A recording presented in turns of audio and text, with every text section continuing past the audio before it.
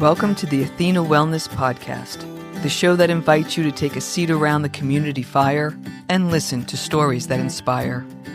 I'm your host, Kathy Robinson, author, coach, and founder of Athena Wellness, a company that's dedicated to supporting you as you create your next chapter, turning life transitions into transformation. Hello and welcome, friends. Thanks so much for joining me.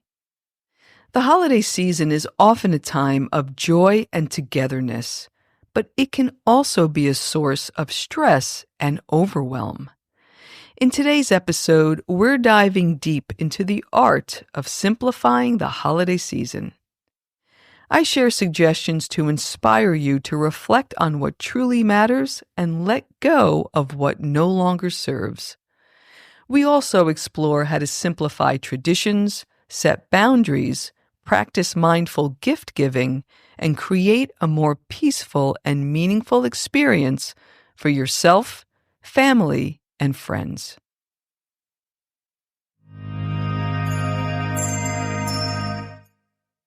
The holiday season is often idealized as a time of joy and togetherness.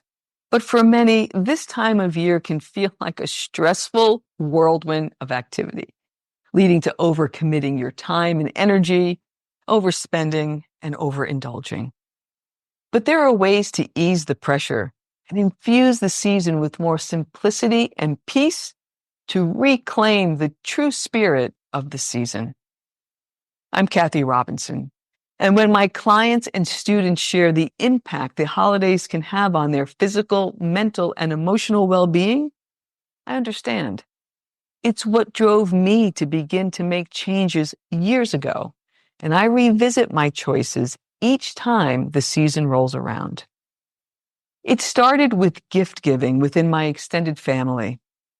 We decided to buy gifts only for the kids instead of each family member, which we still continue to do to this day. Each year since, I mindfully review how I want to participate in the season, from cards to decorations to long-standing traditions, to determine what feels good and appropriate for the current year. Simplicity doesn't mean sacrificing joy or tradition. It's about prioritizing what truly matters. The benefits are many, including reduced stress, deeper connection with loved ones, and the ability to enjoy the simple pleasures of the season, all from curating a more streamlined holiday season. Of course, there are challenges as well. Family expectations and social norms can add pressure to continue family traditions or participate in holiday activities. Elders, in particular, can feel a strong connection to cultural heritage and nostalgia from long-standing traditions. There can also be a heightened sense of social anxiety and a fear of missing out when opting out of certain activities. If you'd like to invite some simplicity into your holiday season, here's a strategic thought process to reimagine your holiday traditions. 1. Reflect on current traditions. What do you genuinely enjoy about what you and your family choose to do each year? Conversely, what aspects feel stressful, unfulfilling, or outdated? 2. Reimagine your ideal holiday season. What does it look like? What are you doing? How do you feel? Create a wish list of ideas, activities, and experiences that excite you. 3. Start small. Given that it's already December, what's one realistic step that you can take to increase everyone's enjoyment this year? How can you start a discussion with your family and friends and get their thoughts? If you aren't quite ready to embrace a simpler holiday, you can still cultivate your own peace. Focus on your own mental and emotional well-being. Set boundaries when necessary and prioritize your self-care. By approaching the holidays with peace and acceptance, you can navigate the busyness of the season with grace. A great time to start planting the seeds of holiday change is when this season is in the rear view. When the time is right next year, have a casual conversation with family members about the pressures of the holiday season and share your desire and vision for a more simplified approach. By gradually introducing the concept of a simpler holiday, you can encourage open dialogue, collaboration, and input on potential changes to family traditions. For this year, there are so many ways you can infuse your celebrations with some Zen spirit. Here are a few practical tips for a simpler, more peaceful holiday. Gifts. Reconsider who you exchange cards and gifts with and what the parameters are, such as store-bought or homemade, physical gifts or donations. Perhaps an experience would be welcomed. Decorations. You can choose a minimalist approach of a few special decorations or perhaps just natural elements and soft lighting. Entertaining.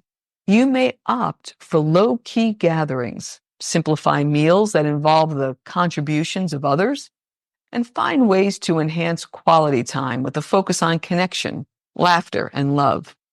If you're not hosting, think of ways to best manage your travel time and ways to pitch in to help the host. Traditions.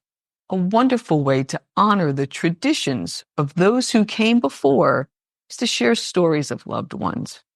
Update the tradition to include younger generations and to honor those we've lost by finding healthy ways to grieve and include their presence into our celebration. New traditions. What new activities would be fun to explore? This could include a group experience or a road trip with family or friends, time in nature, a wellness retreat, or maybe even a solo getaway. Self-care.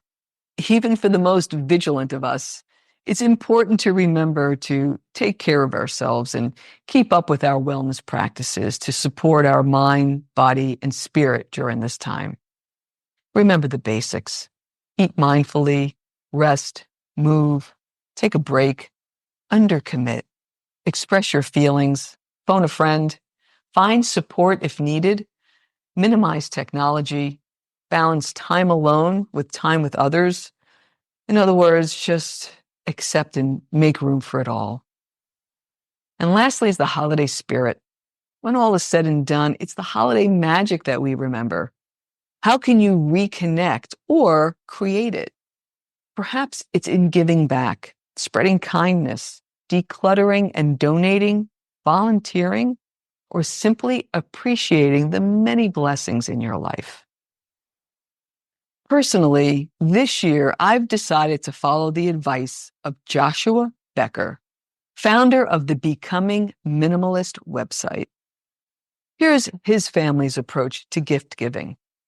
Each person gets one thing they need, one thing they want, and one experience the family can enjoy.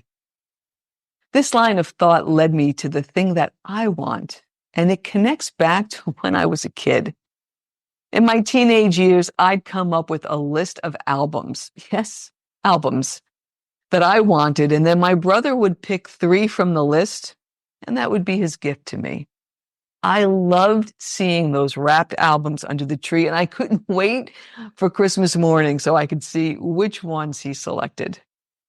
I still have my album collection, and this year my want is a portable record player. Just thinking about that makes me smile and connect to that teenager all those years ago. I'm still working on the one thing I need, which will probably be a new pair of CrossFit sneaks, and the experience, which will include some sort of a road trip in the new year. The last part of my holiday plans, once all of the family commitments are done, is some home retreat time between Christmas and New Year's. It's a quiet time to finish up projects, go through possessions, and get donation bags ready for pickup, as well as preparing for the upcoming year. I hope some of these suggestions inspire you to take a moment to reflect on what truly matters to you and let go of what no longer serves. By embracing a Zen approach to the holiday season, you can create a more peaceful experience for yourself, your family, and your friends. May you connect with the magic and spirit of the season in a meaningful way so you can welcome the new year ready and renewed. Thank you so much for joining me today. I know there are many ways you can spend your time. Thank you for choosing to spend it with me. Until our paths cross again, be kind to yourself and show your warrior spirit some love. If you know anyone who could benefit from today's episode, please pass it on. And many thanks for supporting the show by subscribing and leaving a review. It means a lot, and it helps others find their way to our circle. If you'd like to access the show notes, have a question you'd like addressed on a future episode, or would like a transcript of this episode, visit www.athenawellness.com/podcast. Until next time, be well.